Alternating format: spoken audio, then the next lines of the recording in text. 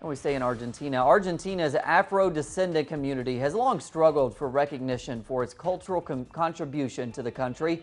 But as our correspondent Poblete reports, during the past decade, they have begun to emerge from the shadows, a product of the construction of a new national plural identity.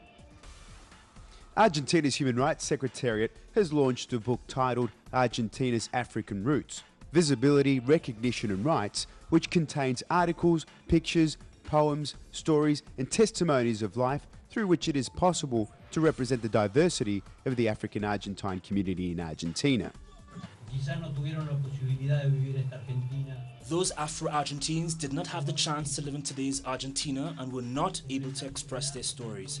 Perhaps with this book, we can commence to retrace the path of injustice, invisibility and denial. The book seeks to tell the vastly unknown story of Africans who were brought to these shores as slaves in the 18th and 19th centuries, had a deep impact on Argentine culture as the forefathers of the tango or the chacarera genre of music before succumbing to racial genocide, poverty and epidemics. No somos inmigrantes. In this book, we tell the story of African-Argentines, since the days of slavery until today. So many different things we have lived, the diverse communities, how we live day to day, and to visualize our struggle as Afro-descendants here in Argentina. Because we are a part of Argentine culture. We also consider ourselves as Argentine patriots, because we also struggle towards the independence of this land. Initiatives such as this book help to prevent and eradicate racism, discrimination, xenophobia, exclusion, and the invisibility of people of African descent who have been suffering for more than 500 years, before through slavery and genocide, and more recently through omission and denial. We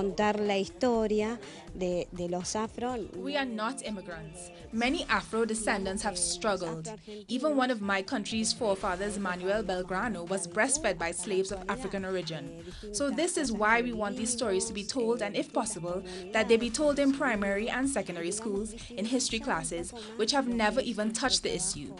They always refer to the May Revolution of 1810 and our Day of Independence with our traditional dance, but they have never made reference to the African-Argentines who were colonized here. Only a few years ago, the Argentine Congress sanctioned November 8 as the National Day of Afro-Argentines and Afro-Culture, which urges the Argentine state on all levels, and society in general, to foster a new social, historical, cultural and non-colonialist, non-discriminatory educational perspective to make this country a more plural and inclusive nation. Poblete, teleSUR, Buenos Aires.